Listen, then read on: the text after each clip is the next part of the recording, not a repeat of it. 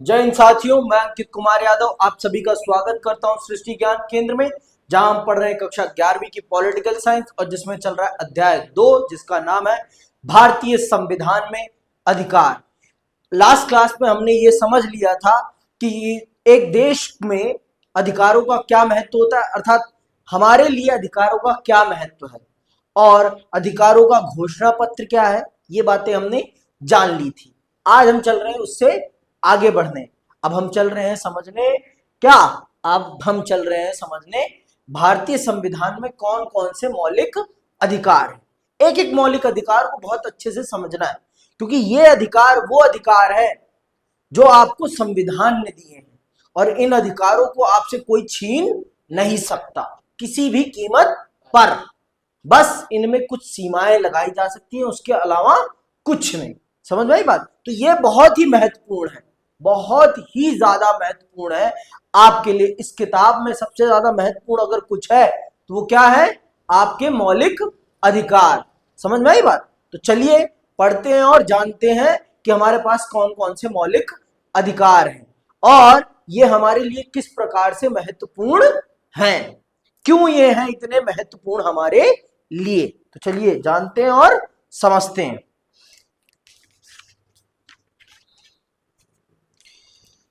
स्वतंत्रता संघर्ष के दौरान स्वतंत्रता आंदोलन के नेताओं ने इन अधिकारों का महत्व समझा था और मांग की थी कि अंग्रेज शासकों को जनता के अधिकार का आदर करना चाहिए। 1928 में मोतीलाल नेहरू समिति ने अधिकारों के एक घोषणा पत्र की मांग उठाई थी। अंततः यह स्वाभाविक था कि स्वतंत्रता के बाद संविधान निर्माण के दौरान संविधान में अधिकारों का समावेश करने व उन्हें सुरक्षित करने पर सभी की राय एक थी। संविधान में उन अधिकारों को सूचीबद्ध किया गया जिन्हें सुरक्षा देनी थी और उन्हें मौलिक अधिकार की संज्ञा दी गई। उन्हें क्या दी गई? मौलिक अधिकार की संज्ञा दी गई। ठीक है, ये वो अधिकार थे जो एक मानव जीवन के लिए अनिवार्य हैं। बिना इन अधिकारों के मानव जीवन की कल्पना नहीं की जा सकती। समझ में आई बात? एक मर्यादित जीवन के लिए इन अधिकारों का आपके पास होना बहुत जरूरी है। अगर आपके पास ये अधिकार नहीं है तो आप एक मर्यादित जीवन नहीं जी सकते हैं।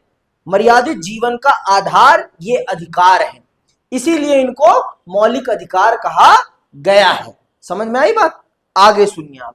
जैसा कि नाम से स्पष्ट है, मौलिक अधिकार अत्यंत महत्वपूर्ण और इसीलिए उन्हें संविधान में सूचीबद्ध किया गया है और उनकी सुरक्षा के लिए विशेष प्रावधान बनाए गए हैं। वे इतने महत्वपूर्ण हैं कि संविधान स्वयं यह सुनिश्चित करता है कि सरकार भी उनका उल्लंघन ना करे। मतलब आप ये जान लीजिए कि इतने महत्वपूर्ण है ये अधिकार कि इनका उल्लंघन सरकार भी नहीं कर सकती है किसी भी कीमत पर। किसी भी कीमत पर सरकार इनके खिलाफ जाकर कोई कानून नहीं बना सकती और भारतीय संविधान इनकी सुरक्षा खुद सुनिश्चित करता है। भारतीय संविधान इनकी सुरक्षा खुद सुनिश्चित करता है कि इन अधिकारों में किसी भी प्रकार की कोई छेड़खानी ना होने पाए। समझ में आई बात? इन अधिकारों के साथ कोई भी किसी भी प्रकार की छेड़खानी नहीं कर सकता। तो आपसे प्रश्न पूछा जाएगा कि भारतीय संविधान में मौलिक अधिकारों की क्या विशेषता है या मौलिक अधिकार अन्य अधिकारों से किस प्रकार भिन्न है, तो आप इन बातों को उसमें लिखेंगे कि मौलिक अधिकार वो अधिकार है जिन्हें संविधान स्वयं सुरक्षा मुहैया कराता है और ये सुनिश्चित करता है कि सरकार भी उन अधिकारों का उल्लंघन ना कर सके। समझ में आई बात? आगे सुनो। मौलिक अधिकार हमारे अन्य अधिकारों से भिन्न है।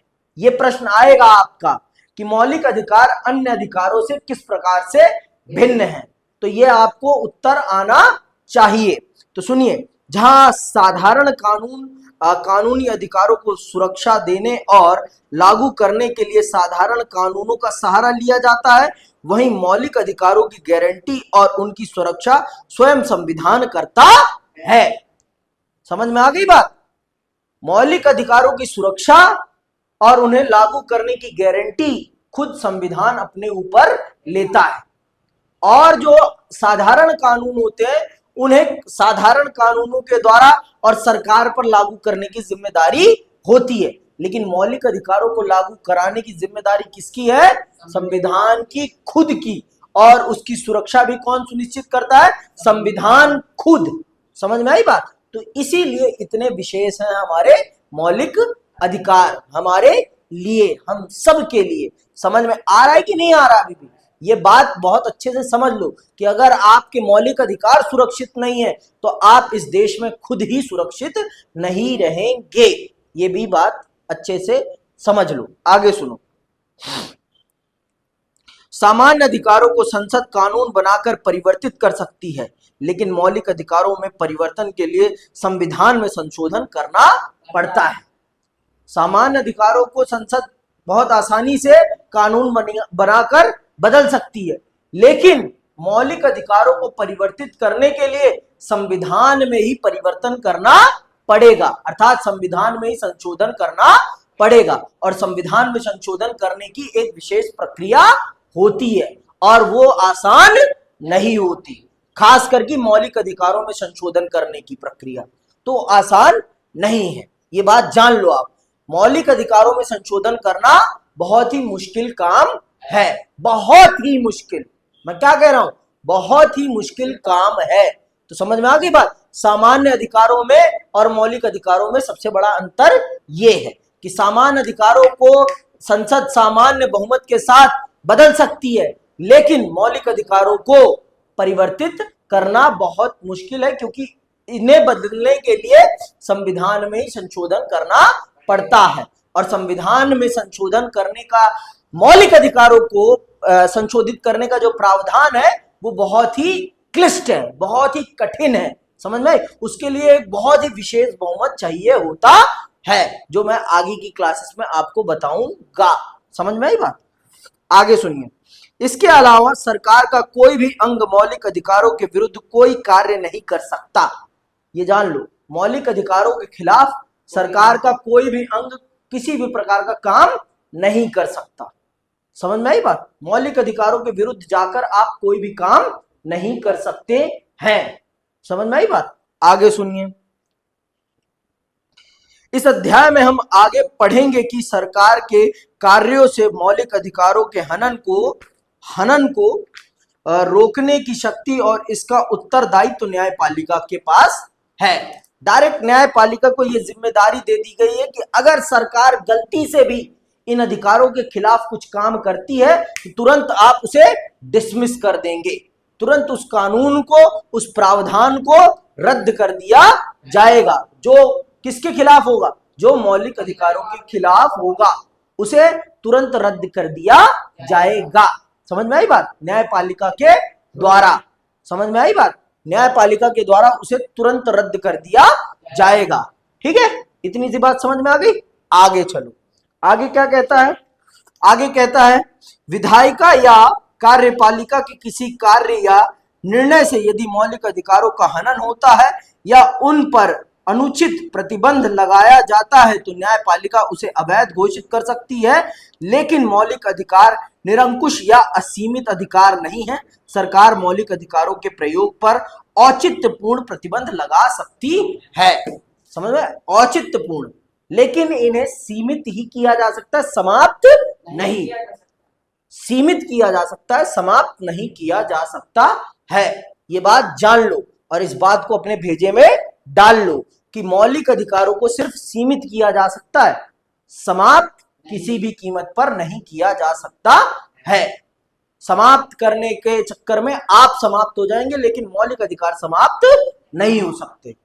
ये बात बहुत अच्छे से अपने इस भेजे में डाल लो कि मौलिक अधिकारों के साथ खिलवाड़ करने का मतलब है भारत के संविधान के साथ खिलवाड़ करना और अपने जीवन के साथ खिलवाड़ करना। तो यह है अंतर, किसमें? मौलिक अधिकारों में और सामान्य अधिकारों में। अब चलते हैं सबसे पहले मौलिक अधिकार को समझने। देखो, भारतीय संविधान के भाग 3 में मौलिक अधिकारों के बारे में बताया गया है। और आपके पास कौन कौन सा मौलिक अधिकार है? समानता का अधिकार है आपके पास, स्वतंत्रता का अधिकार है आपके पास, शोषण के विरुद्ध अधिकार है आपके पास, धार्मिक स्वतंत्रता का अधिकार है आपके पास, और सांस्कृतिक और शैक्षिक अधिकार है आपके पास। ये वो अधिकार है जो आपके पास है, जिनका आप उपयोग करते हैं अपने जीवन को क्या मर्यादित बनाने के लिए, एक सभ्य जीवन जीने के लिए आपके पास इन अधिकारों का होना बहुत ज्यादा जरूरी है। मर्यादित और सामाजिक जीवन का ये आधार है, इसीलिए इनको क्या कहा गया है, मौलिक आधार। समझ, अधिकार, मौलिक अधिकार इसीलिए कहा गया है क्योंकि ये आपके जीवन को मर्यादित बनाते हैं, ये आपको आपके जीवन को एक सही दिशा प्रदान करने का काम करते हैं। तो आइए सबसे पहले समझते हैं मौलिक अधिकार का पहला अधिकार क्या है, वो समानता का अधिकार। समानता का अधिकार भारतीय संविधान का सबसे महत्वपूर्ण अधिकार है। क्यों कह रहा हूं मैं, क्योंकि आपके देश में जाति प्रथा थी, जाति प्रथा थी, लोगों को जाति के आधार पर ऊंच नीच छुआछूत का सामना करना पड़ा है। आप सबको पता है कि भारत में जातिवाद अपनी असीम सीमा पर था, असीम सीमा पर, और आज भी देखा जा सकता है। जातिवाद आज भी भारत में विद्यमान है। ऐसा नहीं है कि जातिवाद खत्म हो गया हो भारत से, ये नहीं हुआ है। अभी भी भारत में जातिवाद है और इससे कोई मना नहीं कर सकता। कि कर दोगे मना? नहीं कर सकता ना, आज भी जातिवाद है ना। तो भारत में बहुत ही गलत तरीके से लोगों के साथ व्यवहार किया जाता था। मार्केट का ठीक है। तो इस जातिवाद ने भारत में एक बहुत बड़े भेदभाव को जन्म दिया था। आपको पता है, एक तो जाति हो गई, एक धर्म हो गया और एक लिंग हो गया। इन आधारों पर भारत में सबसे ज्यादा भेदभाव हुआ है, जाति, धर्म और लिंग। नींद आ रही है भाई? हाँ, क्यों आ रही है नींद? क्यों आ रही है? हाँ, क्या हो गया? बोर हो रहे हो क्या? तो फिर कान में तेल डालूं? सही से सुनना ध्यान से। निम्न दो स्थितियों पर विचार करें। ये काल्पनिक स्थितियां हैं, पर ऐसी बातें होती रहती हैं और आगे भी हो सकती हैं। क्या आपको उनमें मौलिक अधिकारों का उल्लंघन दिखाई देता है? पहली स्थिति क्या है? स्वदेश कुमार अपने गांव गया, उसके साथ उसका एक दोस्त भी गया। गांव के एक होटल में उन्हें चाय पीने की इच्छा हुई। दुकानदार स्वदेश कुमार को जानता था, पर उसके मित्र की जाति जानने के लिए उसने उसका नाम पूछा। उसके बाद दुकानदार ने स्वदेश कुमार को तो एक सुंदर कप में चाय दी, लेकिन उसके दोस्त को कुल्हड़ में चाय दी, क्योंकि वह दलित था। तो यहां कौन सा भेदभाव हो रहा है? जाति का भेदभाव हो रहा है। और ये भारत ही एक ऐसा देश है जहां पर जाति के आधार पर भेदभाव होता है। दुनिया में और कोई भी देश नहीं है जहां पर जाति के आधार पर भेदभाव होता हो। तो अब आप मुझे बताओ, तो क्या हमारे देश में समानता थी? नहीं थी। तो समानता का अधिकार एक मर्यादित जीवन को जीने के लिए जरूरी था कि नहीं था? बहुत ही ज्यादा जरूरी था, क्योंकि यहां पर लोगों को देखने से भी अपवित्र होना माना जाता था कि तेरी अगर परछाई भी पड़ गई तो मैं अशुद्ध हो जाऊंगा। तू अगर यहां से जाएगा तो तू उसे साफ करता हुआ जाएगा। तू अगर इस रास्ते से जाएगा तो अपने गले में मटका लटका कर जाएगा, जिससे कि अगर तू थूकता है तो तू उसी मटके में थूक, और अपनी कमर में झाड़ू बांध कर जाएगा, जिससे कि तेरे पांव के निशान मिटते जाएं। ये थी जाति व्यवस्था। समझ में आई बात? ये थी जाति व्यवस्था इस देश में। इतने बड़े स्तर पर जाति व्यवस्था का अनुसरण किया जाता था भारत में। समझ में आई बात की अभी भी नहीं आई? पक्का अभी भी नहीं आई है मेरे ख्याल से। समझ में? अब दूसरा उदाहरण सुनो। दूसरा उदाहरण कहता है, टेलीविजन के एक चैनल में समाचार पढ़ने वाले कुल 10 सदस्यों में से केवल 4 को यह आदेश दिया गया कि आगे वे समाचार ना पढ़ें। वे सभी महिलाएं थीं। इसका कारण यह बताया गया कि वे सभी 45 वर्ष की उम्र को पार कर चुकी हैं, लेकिन उस अवस्था को पार कर चुके 2 पुरुषों पर यह प्रतिबंध नहीं लगाया गया। तो ये कैसा भेदभाव है? ये लैंगिक भेदभाव है, ये लैंगिक भेदभाव है। उसी उम्र के दो पुरुषों पर तो प्रतिबंध नहीं लगा, लेकिन उस उम्र की चारों महिलाओं पर यह प्रतिबंध लगा दिया गया कि अब आप टेलीविजन पर समाचार नहीं पढ़ेंगी, आप नहीं पढ़ेंगी। क्यों नहीं पढ़ेंगी? क्योंकि अब उनके मुंह पर झुर्रियां आ गई हैं, अब उनके मुंह की सुंदरता कम हो गई है। और वहीं पुरुषों को इस आधार पर नहीं हटाया गया। समझ में आई बात? तो ये क्या है? ये लैंगिक भेदभाव है। यहां योग्यता नहीं देखी जा रही, यहां चेहरे की सुंदरता देखी जा रही है। समझ में आई बात? यहां पुरुषों की तो योग्यता आप देख रहे हैं, लेकिन महिलाओं की आप क्या देख रहे हैं? सुंदरता। ये क्या है? ये भेदभाव है, ये एक प्रकार का भेदभाव है। और आज भी है। अगर घर में पिताजी के पास अगर पैसा है एक बच्चे को पढ़ाने का, और बच्चे अगर दो हैं, तो पिताजी बेटे को महंगे स्कूल में पढ़ाएंगे और बेटी को सरकारी स्कूल में पढ़ाएंगे। क्यों? क्योंकि उनका मानना है कि बेटा ज्यादा पढ़ना चाहिए और बेटी कम पढ़नी चाहिए। ये क्या है? ये हमारी मानसिकता का भेदभाव है। समझ में आई बात? तो अब बताओ मुझे कि समाज में समानता लाना जरूरी है या नहीं? बहुत ही ज्यादा जरूरी है। समझ में आई बात? आते हैं अब आप मुद्दे पर आते हैं। मुद्दे पर आते हैं। ये भेदभाव के स्पष्ट उदाहरण हैं। एक में जाति व दूसरे में लिंग के आधार पर भेदभाव किया गया। आपकी राय में क्या ऐसा भेदभाव उचित है? क्या है भाई पीयूष? उचित है कि अनुचित है? अनुचित है। फिर भी तुम करते हो गुरु, है ना? तुम तो करते हो ना। आगे सुनो। समता का अधिकार ऐसे और अन्य प्रकार के भेदभाव को समाप्त करने का प्रयास करता है। यह सार्वजनिक स्थलों जैसे दुकान, होटल, मनोरंजन स्थल, कुआं, स्नान घाट और पूजा स्थलों में समानता के आधार पर प्रवेश देता है। केवल धर्म, मूलवंश, जाति, लिंग, जन्म स्थान या इनमें से किसी के आधार पर प्रवेश में कोई भेदभाव नहीं हो सकता। यह उपयुक्त आधारों पर लोक सेवाओं में भी कोई भेदभाव वर्जित करता है। यह अधिकार बहुत महत्वपूर्ण है, क्योंकि पहले हमारे समाज में समानता के आधार पर प्रवेश नहीं दिया जाता था। इसीलिए यह अधिकार बहुत ही ज्यादा महत्वपूर्ण है, क्योंकि हमारे देश में बहुत बड़े आधार पर जातीय भेदभाव हुआ है।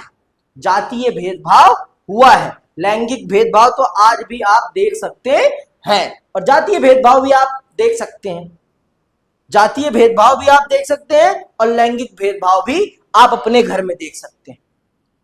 शहरों में रह रहे बच्चों को जातीय भेदभाव नहीं दिखता, लेकिन आज भी भारत 60% गांव में रहता है, और आप गांवों की तरफ थोड़ा रुख करें तो आपको पता चल जाएगा कि जातीय भेदभाव भारत में विद्यमान है या नहीं। आपकी ये आंखें खुल जाएंगी और आपको सही भारत दिख जाएगा। हाँ, तो यही बात है, सब जगह है, लैंगिक भेदभाव है और जातीय भेदभाव भी आपको दिख जाएगा। समझ में आई बात? तो ये दोनों चीजें भारत में आज भी उसी प्रकार से विद्यमान है, आज से जैसे 70 साल 75 साल पहले जो विद्यमान थी। समझ में आई बात? चीजें कम हुई हैं, मैं मना नहीं करता, चीजें कम हुई हैं, भेदभाव कम हुआ है, लेकिन अभी सोच बाकी है। अभी जातीय भेदभाव की सोच लोगों के अंदर बाकी है। ये बात मानो आप। समझ में आई बात? तो अभी इसे कम करने की और भी जरूरत है। समझ में आई बात? तो जो लोग जाति के आधार पर आरक्षण का विरोध करते हैं, सबसे पहले वो अपनी मानसिकता को सुधारे और अपने समाज की मानसिकता को सुधारे, और फिर जाति आधारित आरक्षण का विरोध करे तो उचित लगता है। वो अपने समाज की मानसिकता नहीं सुधारना चाहते, लेकिन जाति आधारित आरक्षण को खत्म करने के लिए पूरी तरीके से पुरजोर कोशिश करते हैं, जो कि सरासर अन्याय है। सरासर अन्याय है, ये बात जान लो आप। आगे सुनो। छुआछूत की प्रथा असमानता का सबसे भद्दा रूप है। समानता के अधिकार के द्वारा इसे समाप्त कर दिया गया। उसी अधिकार के अंतर्गत यह भी व्यवस्था की गई कि केवल उन लोगों को छोड़कर जिन्होंने सेना या शिक्षा के क्षेत्र में गौरवपूर्ण उपलब्धि प्राप्त की है, राज्य किसी भी व्यक्ति को कोई उपाधि प्रदान नहीं करेगा। इस प्रकार समानता का अधिकार भारत को एक सच्चे लोकतंत्र के रूप में स्थापित करने का प्रयास है, जिसमें सभी नागरिकों को समान प्रतिष्ठा व गरिमा प्राप्त हो सके। क्या आपने अपने संविधान की प्रस्तावना पढ़ी है? यह समानता को कैसे परिभाषित करती है? आइए अब आप पाएंगे कि प्रस्तावना में समानता के बारे में दो बातों का उल्लेख है, प्रतिष्ठा की समानता और अवसर की समानता। आपके संविधान की प्रस्तावना में दो प्रकार की समानताओं का जिक्र है, एक है प्रतिष्ठा और एक है अवसर की समानता। समझ में आई बात? एक है प्रतिष्ठा की समानता और एक है अवसर की समानता। ठीक, तो इस प्रकार की दो समानताओं की बात की गई है आपके संविधान की प्रस्तावना में। समझ में आई बात? एक बात और बता देता हूं मैं पीयूष, कि हमारे देश में कोई अपने नाम के आगे उपाधियां नहीं लगा सकता। सिर्फ शैक्षिक तौर पर उपाधि लगाई जा सकती है, या प्रशासनिक तौर पर, या सैन्य तौर पर। इन्हीं लोगों को अपने नाम के आगे उपाधि लगाने का अधिकार है, और किसी को नहीं, और किसी को नहीं। आज किसी के नाम के आगे राजा लगाना, राजा नहीं लगता कि राजा धीराज ये है, या फिर चौधरी साहब। समझ में आई बात? या जमींदार। ये उपाधियां अब नहीं है देश में। अब उपाधियां हैं तो हैं कौन सी? डॉक्टर की है, या जो आर्मी में लोग हैं कैप्टन, सूबेदार, मेजर, इनकी उपाधियां, या फिर डीएम, एसडीएम, है ना, ये उपाधियां हैं आज के टाइम पर। आज आप अपने नाम के आगे राजा महाराजा वाली उपाधियां नहीं लगा सकते। तो ये सारी उपाधियां समाप्त कर दी गई हैं भारत में। सिर्फ शैक्षिक, प्रशासनिक और सैनिक उपाधियां ही आप अपने नाम के आगे लगा सकते हैं, जिनको मिली हुई है। सब नहीं लगा सकते। समझ में आई बात? आगे सुन। तो हमारे देश में समानता को दो शब्दों में परिभाषित किया गया है, एक है प्रतिष्ठा की समानता और एक है अवसर की समानता। अवसर की समानता का अर्थ है कि समाज के सभी वर्गों को समान अवसर मिले। लेकिन जब समाज में अनेक सामाजिक विषमताएं व्यक्त हो तो वहां समान अवसर का क्या मतलब हो सकता है? देखो, हमारे देश में बहुत सारी विषमताएं हैं, मतलब भेदभाव है। तो आप ये मान लीजिए कि सब एक बराबर नहीं है, न मैं और न आप, हम दोनों ही एक बराबर नहीं है। हम एक छत के नीचे तो जरूर है, लेकिन हम एक बराबर नहीं है। मेरे घर की स्थिति अलग हो सकती है, आपके घर की स्थिति अलग हो सकती है। तो अब आप अंतर लगाओ। जो सेंट स्टीफन में पढ़ रहा है बच्चा, जो सेंट स्टीफन में पढ़ रहा है, सेंट कोलंबस में जो पढ़ रहा है, वो क्या बराबर है हेवलेक स्क्वायर के? या हेवलेक स्क्वायर वाला उसके बराबर है? रिसोर्सेज बराबर है दोनों के पास? उसके घर में जितने रिसोर्सेज होंगे, क्या उतने रिसोर्सेज हमारे घरों में है? कदापि नहीं है। तो क्या अवसर की समानता है? एक गांव में पढ़ रहे बच्चे में और एक शहर में पढ़ रहे बच्चे में समानता है? हाँ, नहीं है ना। लेकिन इस देश को ये समझ में नहीं आता, इस देश को ये बातें समझ में नहीं आती। समानता नहीं है, फिर भी कंपटीशन एक जैसा है, कंपटीशन एक जैसा है। समझ में आई बात? उसे इस चीज का प्रिविलेज नहीं मिलता कि वो गांव से आ रहा है तो उसके लिए कम कंपटीशन होगा, उसने कम रिसोर्सेज में पढ़ाई करी है तो उसे कम कंपटीशन फेस करना पड़ेगा। ऐसा कुछ नहीं है, ऐसा कुछ नहीं है। उसे भी उतना ही कंपटीशन फेस करना है जितना कि एक बेस्ट स्कूल में, बेस्ट ट्यूशन टीचरों में पढ़ा बच्चा करता है। समझ में आई बात? एक आईएएस के घर में पैदा हुए बच्चे में और एक किसान के बच्चे में समानता है? बताओ, है? राहुल गांधी में और हम में समानता है? नहीं है। उनके अवसरों की समानता अलग है, हमारे अवसरों की समानता अलग है। कदापि हम दोनों एक समान नहीं है, कदापि हम दोनों एक समान नहीं है। समझ में आई बात? तो ये अंतर है। और हमारा संविधान ये प्रयास करता है कि सबको एक समान अवसर मिल सके, लेकिन संभव नहीं है, संभव नहीं है। समझ में आई बात? ये तो संभव कदापि ही नहीं है। भारत में भेदभाव बहुत तरीके के हैं। लोगों को ये, अगर मैं भेदभाव गिनाने बैठ जाऊं ना, तो इतने भेदभाव हैं कि लोग कंफ्यूज हो जाएंगे कि भारत में इतने तरीके के भेदभाव हैं। मोटे तौर पर दो भेदभाव मैं बता देता हूं। एक है जाति का भेदभाव, एक है भाषा का भेदभाव। जाति का भेदभाव तो सबको दिखता है, लेकिन भाषा का भेदभाव किसी को नहीं दिखता। आपको मैं बता देता हूं कैसे। आप सब, हम सब हिंदी भाषी हैं। हमारा क्षेत्र आपका उत्तर प्रदेश, बिहार, हरियाणा, राजस्थान, मध्य प्रदेश और झारखंड, आपका उत्तराखंड, ये सारे के सारे हिंदी प्रदेश है ना। लेकिन यहां पर जो सरकारी नौकरियों के पेपर होते हैं केंद्र सरकार के, वो किस भाषा में होते हैं? वो अंग्रेजी में होते हैं, अंग्रेजी में होते हैं। और हमारे सबकी शिक्षा किस व्यवस्था में हो रही है? हिंदी में। अब आप मुझे बताओ, क्या ये समानता है? हाँ? एक प्राइवेट स्कूल में पढ़ने वाले बच्चे की इंग्लिश और एक सरकारी स्कूल में पढ़ने वाले बच्चे की इंग्लिश एक बराबर है? तो बताओ, ये समानता है? हाँ?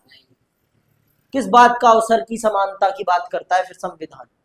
कौन से अवसर की समानता की बात करता है? देश हमारा भारत है, देश हमारा भारत है, और हमारे ही देश में हमारी भाषा की कोई कद्र ही नहीं है। हमारे ही देश में हमारी भाषा की कोई कद्र नहीं है। हमारे भाषा में हमें नौकरी ही नहीं मिलती। हमें कितनी भी अच्छी अपनी भाषा क्यों ना आती हो, परंतु हमें अपनी भाषा में नौकरी नहीं मिल सकती। हमारे देश में योग्यता का आधार एक भाषा को बना दिया गया है। अगर आपको ये एक भाषा आती है तो आप योग्य हैं, और अगर आपको ये भाषा नहीं आती तो आप अयोग्य हैं। आप शिक्षा व्यवस्था पूरी की पूरी हिंदी में चला रहे हैं। इन राज्यों के बोर्ड्स की पढ़ाई पूरी की पूरी हिंदी में होती है, लेकिन नौकरी इनको मिलेगी इंग्लिश में। कहां से संभव है भाई? अब गांव के बच्चे, जो जिस भारत के 60% जनसंख्या गांव में बसती है, वहां के बच्चों को कहां से अवसर की समानता मिल रही है? आप कहिए ना कि आप भाषा के आधार पर भेदभाव कर रहे हैं, लेकिन ये दिखेगा नहीं, और इस पर बात भी कोई नहीं करेगा। इस पर बात भी नहीं कोई करेगा। तो अवसर की समानता का मतलब होता है सबको एक समान अवसर मिले और सबको एक समान आगे बढ़ने का मौका मिले। हमारा संविधान कोशिश करता है, परंतु ये हो नहीं पा रहा है। जो हकीकत है वो मैं बता रहा हूं।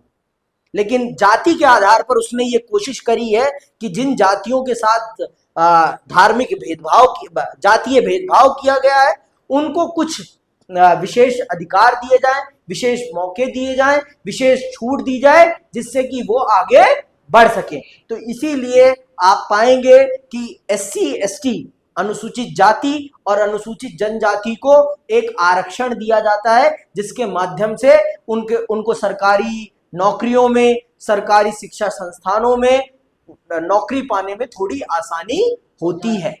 थोड़ी आसानी, ज्यादा नहीं, थोड़ी आसानी हो जाती है, बस। समझ में आई बात? तो इस प्रकार से इसने जातीय आधार पर होने वाले भेदभाव को कम करने की कोशिश की है। ठीक, आगे सुनोगे तो पता चल जाएगा आपको। संविधान स्पष्ट करता है कि सरकार बच्चों, महिलाओं तथा सामाजिक और शैक्षणिक रूप से पिछड़े वर्गों की बेहतरी के लिए विशेष योजनाएं व निर्णय लागू कर सकती है। आपने नौकरियों और स्कूलों में प्रवेश के लिए आरक्षण के बारे में अवश्य सुना होगा। आपको संभवतः आश्चर्य भी हुआ होगा कि समानता के सिद्धांत का पालन करने के बावजूद यहां आरक्षण क्यों है। वास्तव में संविधान का अनुच्छेद 16(4) साफ साफ कहता है कि आरक्षण जैसी नीति का समानता के अधिकार के उल्लंघन के रूप में नहीं देखा जा सकता। यद्यपि आप संविधान की भावना देखें तो आप पाएंगे कि अवसर की समानता के अधिकार को पूरा करने के लिए यह जरूरी है। समझ में आई बात? तो ये आपके अवसर की समानता को पूरा करने के लिए बहुत ही ज्यादा जरूरी है। ठीक है, तो ये आपको मैं अनुच्छेद 16 पढ़ के भी सुना देता हूं कि क्या है अनुच्छेद 16। इस अनुच्छेद की कोई बात राज्य को पिछड़े हुए नागरिकों के किसी वर्ग के पक्ष में जिनका प्रतिनिधित्व राज्य की राय में राज्य के अधीन सेवाओं में पर्याप्त नहीं है, नियुक्तियों या पदों के आरक्षण का प्रावधान करने से नहीं रोकेगी। और ये जान लीजिए, आरक्षण किसी भी प्रकार से समानता के अधिकार के विरुद्ध नहीं है, विरुद्ध नहीं है, अपितु ये समानता को बढ़ाने का काम करता है, समानता को बढ़ाने का काम करता है। समझ में आई बात? एक विकलांग बच्चा और एक हष्ट पुष्ट बच्चा तब समान होगा जब विकलांग बच्चे को कुछ विशेषाधिकार दिए जाएं। समझ में आई बात? अगर एक विकलांग बच्चे के लिए एक व्हील चेयर लाकर उसे दे दी जाती है तो वो एक समान बच्चे के तब बराबर होगा। समझ में आई बात? या उसे लंगड़ा छोड़ दिया जाना समानता नहीं कहलाएगी। उसे एक व्हील चेयर मुहैया कराना और उसे रैंपदार सीढ़ी मुहैया कराना समानता है। समझ में आई बात? उसकी तब समानता होगी। एक कमजोर बच्चे में और एक हष्ट-पुष्ट बच्चे में समानता तब आएगी जब कमजोर बच्चे को एक विशेष डाइट दी जाएगी, एक विशेष डाइट दी जाएगी और कुछ दिनों के लिए एक विशेष सुविधाएं दी जाएगी, तब जाकर समानता आएगी। समझ में आई बात? तो इसी प्रकार से हमारी सरकार को जब लगता है कि इनके साथ भेदभाव हो रहा है, इनके साथ बहुत गलत हुआ है और इनको अगर ऊपर उठाना है तो हमें इनको कुछ विशेष चीजें मुहैया करानी पड़ेंगी, तो भारत सरकार और भारत का संविधान, भारत की राज्य सरकारें करती हैं और उन्हें आगे लाने का प्रयास करती हैं। तो किसी भी आधार पर आप आरक्षण को समानता के अधिकार के विरुद्ध नहीं कह सकते हैं। समझ में आई बात? इसी के साथ आज की क्लास यहीं समाप्त करते हैं। अगली क्लास में हम संविधान के एक अन्य मौलिक अधिकार के बारे में पढ़ेंगे। इसी के साथ मैं विदा लेता हूं। जय हिंद, जय भारत।